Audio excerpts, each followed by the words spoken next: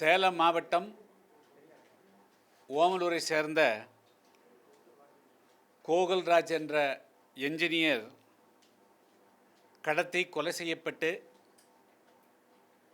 2 வாரங்களுக்கு மேலாகியும் கூட அதனுடைய முதன்மை குற்றவாளியான தீரன் சின்னமலை கவுண்டர் பேரவையினுடைய அமைப்பாளராக செயல்படக்கூடிய யுவராஜ் இதுவரையிலும் கைது செய்யப்படவில்லை.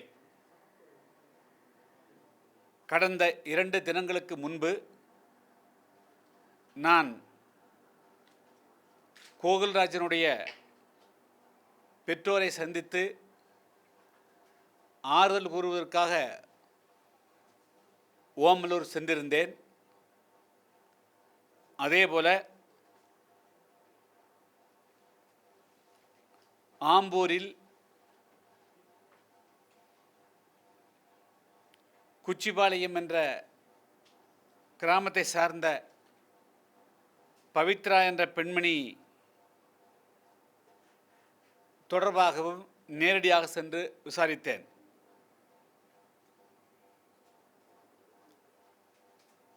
இந்த யுவராஜ்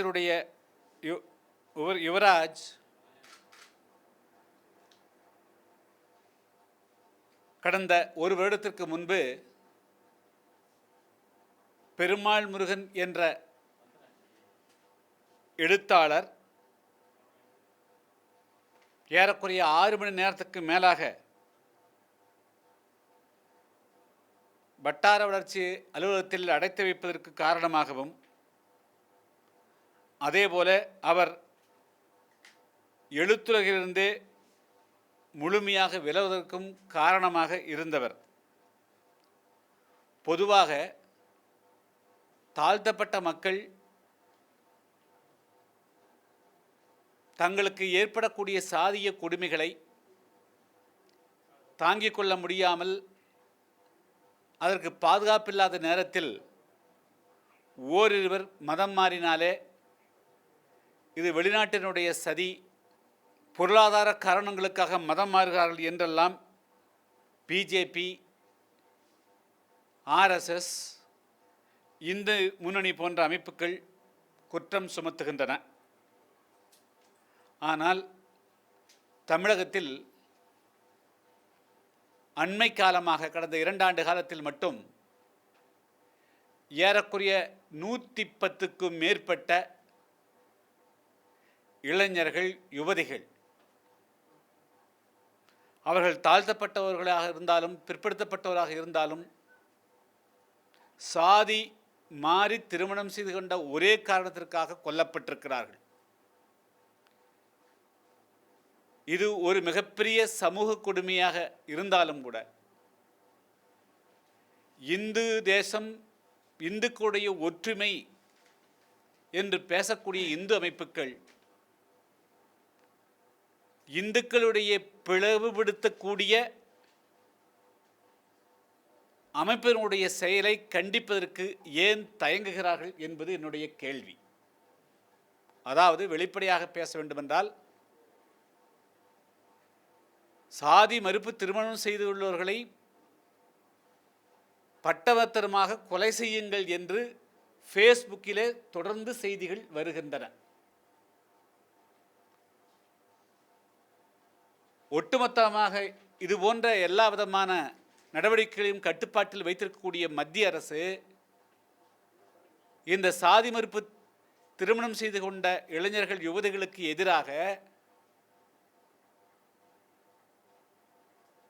இதுபோன்ற ஒரு மிகப்பெரிய பிரச்சாரம் கட்டவிழ்த்து விடப்படுகின்ற பொழுது அதை தடுப்பதற்கு மத்திய அரசனுடைய உளவுத்துறை, மாநில அரசனுடைய உளவுத்துறைகள் ஏன் அதை தடுக்க மறுக்கின்றன என்பதுதான் என்னுடைய கேள்வி. எனவே இதுபோன்று தென் தமிழகத்திலே இதுபோன்றுதான் ஒவ்வொரு நாளும் பெயரை மாற்றி, ஊரை மாற்றி, விலாசத்தங்களை மாற்றி தாழ்த்தப்பட்ட மக்களுக்கு எதிராக வன்கொடுமைகளையும் அதேபோல வன்ம பிரச்சாரங்களையும் செய்தனுடைய விளைவாகத்தான் அங்கு திருநெல்வேலி, தூத்துக்குடி மாவட்டங்களிலே மிகப்பெரிய அளவிற்கு சாதி கொடுமைகள் நடந்து கொண்டு இருக்கின்றன. எனவே இப்பொழுது இந்து என்று பேசக்கூடிய, இந்துக்கள் ஒற்றுமையாக இருக்க வேண்டும், இந்துக்கள் ஒரே தேசமாக இருக்க வேண்டும் என்று பேசக்கூடிய பிஜேபி, ஜாதி வெறியை தூண்டக்கூடிய பாமக, அதேபோல கவுண்டர் பேரவைகள், அதேபோல தேவர் பேரவைகள் எந்தெந்த அமைப்புகள் என்பதை கண்டுபிடித்து அந்த அமைப்புகள் முழுமையாக தடை செய்வதற்கு நடவடிக்கை எடுத்தால்தான் தமிழகத்தில் இதுபோன்று நடைபெறக்கூடிய கௌரவ கொலைகளை தடுக்க முடியும்.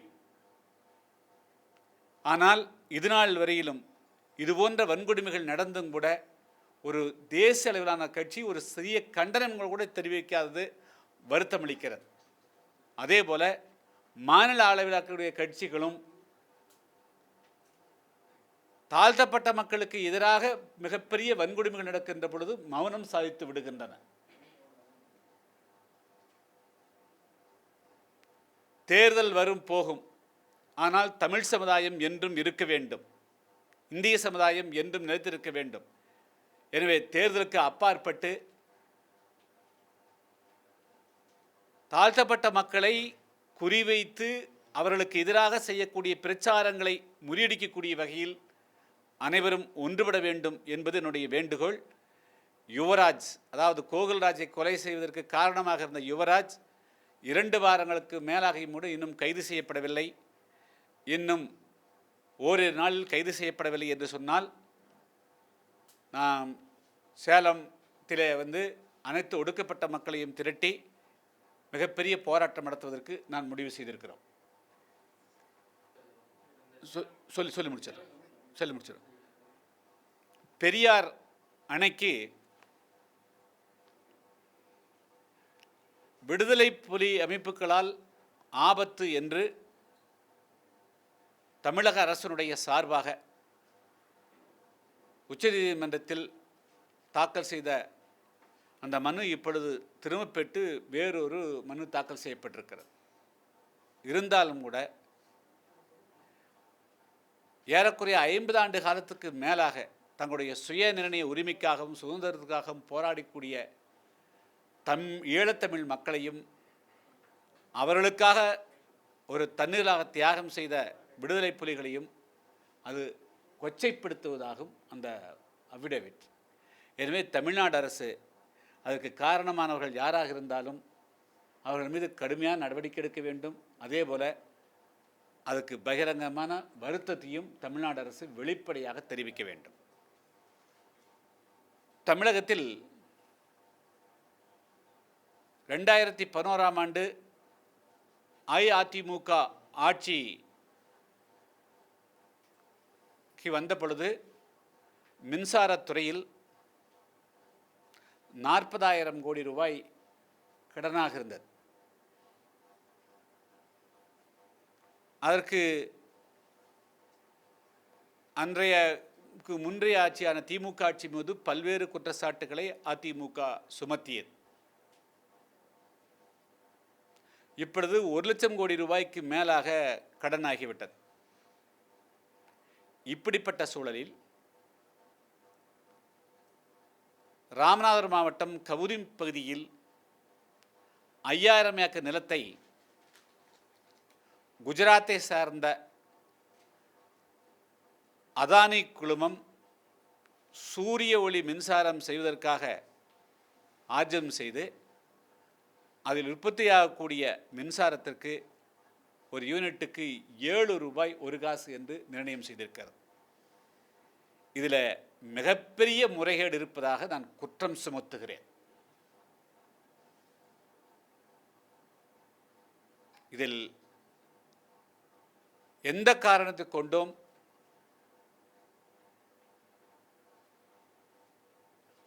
இந்த ஒப்பந்தத்திற்கு மத்திய அரசு அனுமதி அளிக்கக்கூடாது.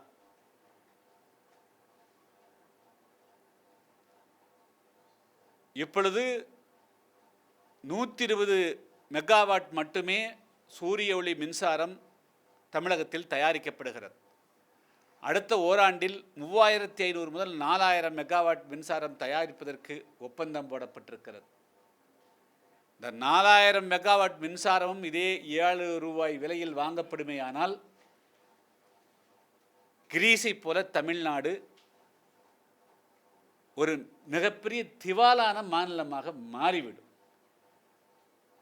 எனவே அதானியோடு போட்டிருக்கக்கூடிய ஒப்பந்தம் முழுக்க முழுக்க ஒரு லாப நோக்கத்தோடு அந்த கம்பெனிக்கு உதவக்கூடிய வகையில், தமிழக மக்களுடைய வரிப்பணத்தை வாரி வழங்கக்கூடிய வகையில் 2 மடங்கு கூடுதலாக ஒரு யூனிட்டுக்கு நிர்ணயம் செய்யப்பட்டிருக்கிறது.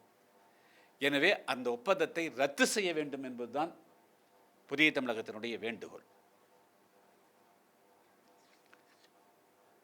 நேற்றைய முன்தினம்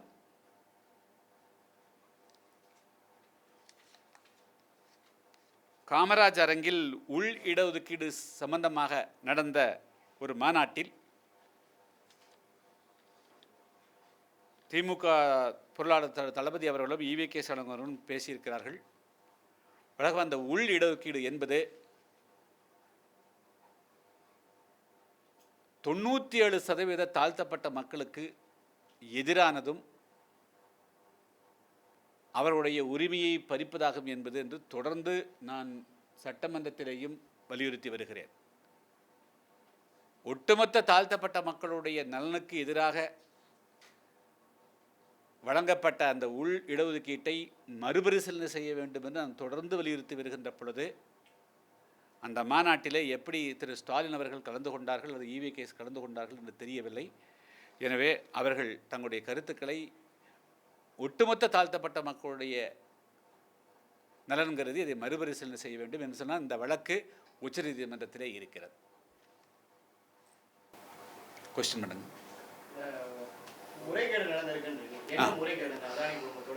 அதாவது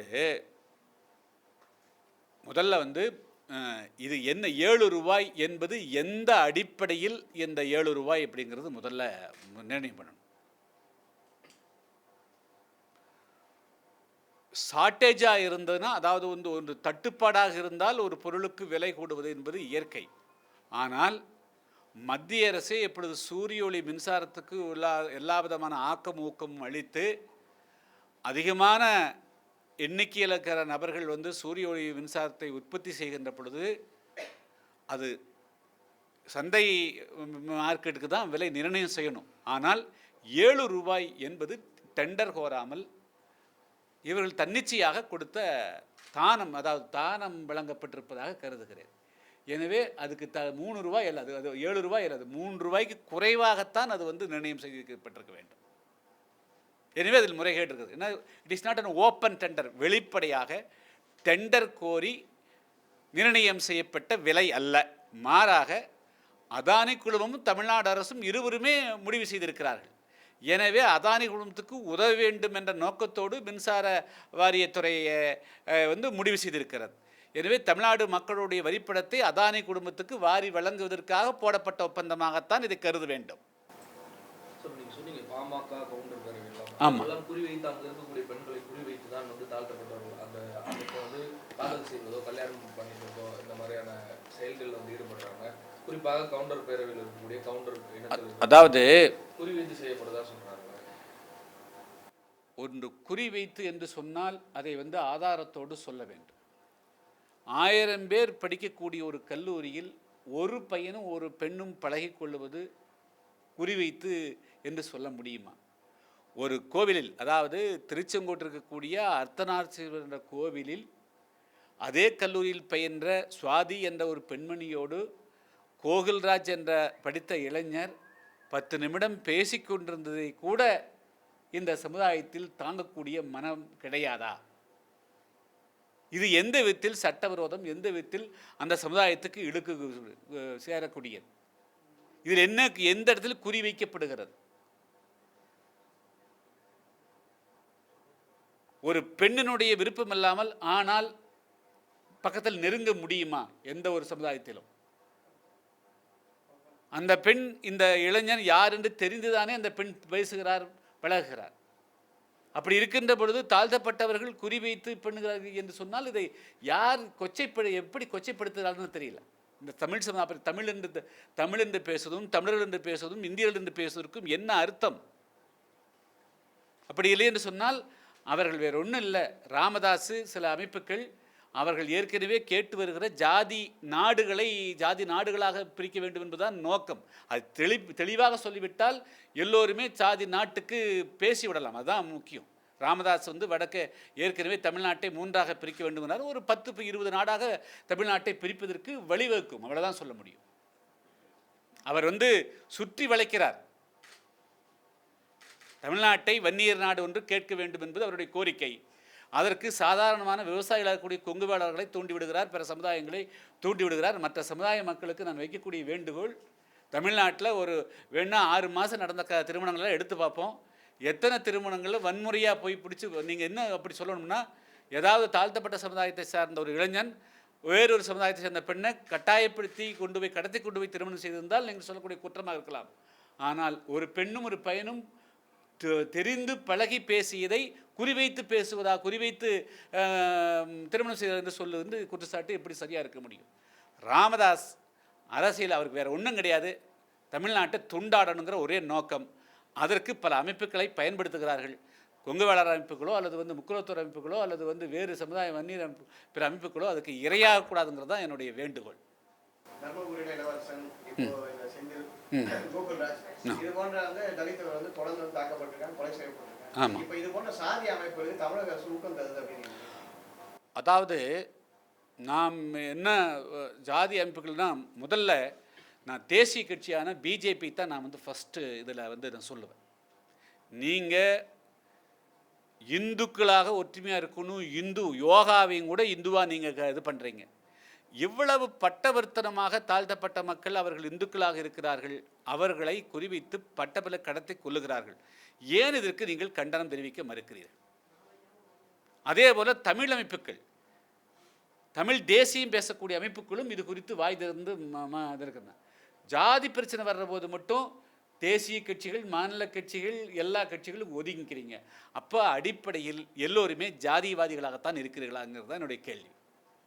நான் யாரையும் தனிப்பட்ட முறையில் சொல்ல, எல்லா கட்சிகளுக்குமே பொறுப்புடன் நடந்து கொள்ளணும்.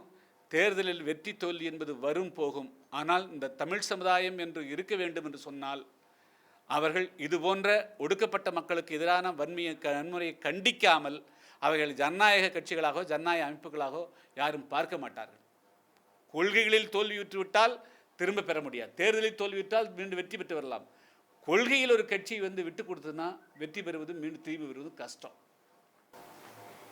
அதானி குழுமத்தை இந்த 10,000 கோடிக்கு இந்த ஒப்பந்தத்துக்கும் ஜெயலலிதா விடுதலைக்கு தான் சமமா இருக்கும் அப்படின்னு நான் ஒன்றோடொன்று முடிச்சு போடலை. ஆனால் தமிழ்நாட்டை அதானிக்கு தாரை வார்க்கக்கூடிய செயலாக நான் கருதுகிறேன். சமீப காலமா பரவலா வாட்ஸ்அப் மற்றும் சோஷியல் மீடியால குழந்தைகள் மது அருந்துற மாதிரியான வீடியோக்கள் பரவிக்கிட்டு இருக்கு. இதுக்கு என்ன மாதிரியான நடவடிக்கை தமிழக அரசு எடுக்கும்? நான் அதாவதுங்க பட்டவர்த்தனமாக